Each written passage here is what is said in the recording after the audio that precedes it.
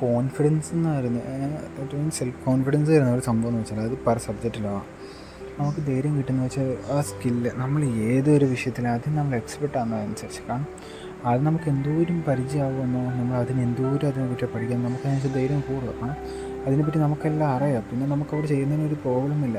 അതാണ് നമുക്ക് ധൈര്യം തരുന്നത്. അപ്പം നമ്മുടെ ലൈഫിലാവാ ബിസിനസ്സിലാണ് പുതിയൊരു ഐഡിയാസ് എടുക്കാൻ നേരത്തെ നമ്മൾ അതിനെപ്പറ്റി പഠിക്കുക, നല്ലോണം പഠിച്ചതിൻ്റെ ഐഡിയാസ് എല്ലാം കിട്ടുമ്പോൾ ഇറ്റ് മീൻസ് പഠിച്ചുകൊണ്ടിരിക്കണമെന്നല്ല, ഇറങ്ങി പരിശ്രമിച്ചുകൊണ്ടിരിക്കുക. കാരണം അത്രയും കിട്ടുന്നതനുസരിച്ച് നമുക്ക് ധൈര്യം കൂടും. എനിക്കിതിനെപ്പറ്റി എല്ലാം അറിയാം, ഇതിൻ്റെ എല്ലാ സ്ട്രാറ്റജിയൊക്കെ ഇങ്ങനെ, അപ്പോൾ ഇങ്ങനെ ചെയ്താൽ മതി. അപ്പം നമുക്ക് കിട്ടുന്ന ധൈര്യം ഉണ്ടല്ലോ അത് വേറെ ആയിരിക്കും. അതുകൊണ്ട് ധൈര്യം വേണേ ആയതുകാര്യം നമ്മൾ അതിനെപ്പറ്റി നല്ലതായിട്ട് പഠിക്കുക. അതെന്താണെന്ന് അറിയാം, അതിനെപ്പറ്റി നല്ലൊരു ക്ലാരിറ്റി അതിന് ഉണ്ടാക്കിയെടുക്കുക.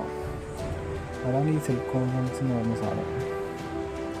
അങ്ങനെ പറഞ്ഞാൽ എത്തിത്തീർത്ത ബാക്കി നമ്മുടെ ലൈഫ് എന്താ വേറെ രാവില്ല. കാരണം നമുക്ക് ആ കിട്ടാൻ പോകുന്ന ബൂസ്റ്റ് എനർജി എന്ന് വെച്ചാൽ അതിൻ്റെ അത്ര വേറെ ഒന്നുമില്ല, വേറെ എവിടെയും കിട്ടത്തില്ല. കാരണം അതിനെപ്പറ്റി നമുക്ക് മുഴുവൻ അറിയാലോ. പിന്നെ എന്താ പറയുന്നത്, നമ്മുടെ ഡ്രൈവിങ് പഠിക്കാൻ പോകുന്നത് ആദ്യത്തെ ദിവസം പോകുമ്പോൾ നമുക്ക് അതിൻ്റെ ഗിയർ ഏതാ വണ്ടി ഏതാണെന്ന് അറിയില്ല. കുറച്ച് ദിവസം മുമ്പ് റെഗുലറായിട്ട് പ്രാക്ടീസ് ചെയ്ത് തന്നെ നമുക്ക് ധൈര്യമായി. കാരണം പിന്നെ നമ്മളിത് എങ്ങനെ വേണമെങ്കിലും ഓടിക്കും ഒറ്റയ്ക്ക്. നമുക്ക് കേരളാസ് കാരണം നമ്മളതിൽ പെർഫെക്റ്റ്, നമുക്ക് നമ്മളെ തന്നെ 100% വിശ്വാസമുണ്ട് ഇതെന്നെ കൊണ്ട് പറ്റും. ഇതൊക്കെ വേറെ സിമ്പിൾ കാര്യമല്ല. കാരണം അത് ആദ്യത്തെ ദിവസമല്ല നമുക്ക് ആ റിസൾട്ട് വന്നത്. ഇറ്റ് മീൻസ് അത് നല്ലോണം സമയം എടുത്തതിന് ശേഷമാണ് നമുക്ക് ആ റിസൾട്ട് വന്നത്. അത് means success take time. Self confidence ഇതെല്ലാം തരുന്നത് നമ്മളതിന് പെർഫെക്റ്റ് ആവുക. എന്താ